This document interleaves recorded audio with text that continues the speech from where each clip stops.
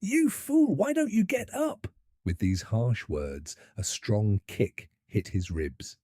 He woke up in pain, groaning.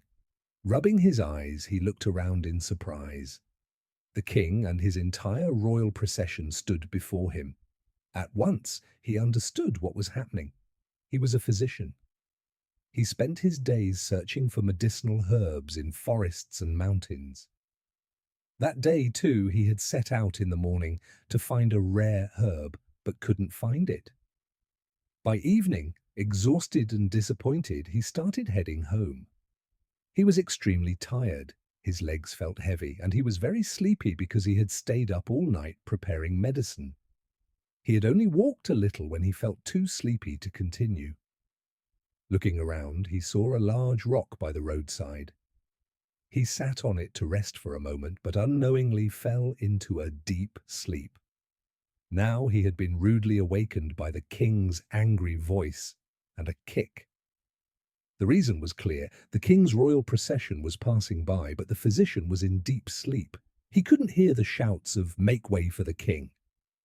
The soldiers had tried to wake him, but when he didn't respond, the king himself had to step down from his carriage.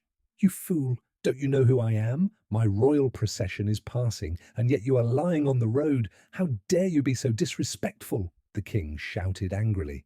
"Actually, I was just trying to figure out who you are," the physician replied calmly.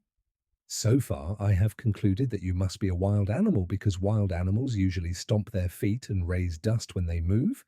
When you kicked me, I got scared, thinking some wild beast had arrived."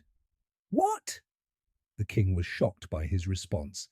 "Insolent fool! Don't you know I am the king? I rule this land. I control the royal throne, hold the royal scepter, and command 40 fortresses. I am the master of great wealth. I can decide your life or death with just one order." The king was furious. "You are the fool, not me, O ignorant king." The physician remained calm.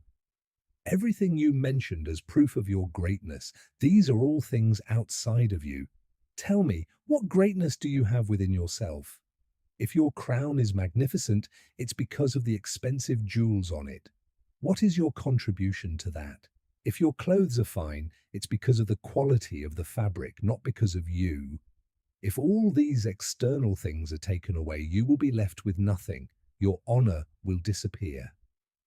What kind of honor is this, where you rely on outer things to prove your greatness but have nothing of value inside you? If you want to be truly great, then develop greatness within yourself. The physician continued speaking while the king stood in silence, his head lowered. He began to think, "This man is right. I have no real greatness inside me. He, on the other hand, is truly wise and great, while I am empty from within." Do you know who this physician was? His name was Socrates. Yes, the same famous Greek philosopher who wrote many important books about medicinal herbs.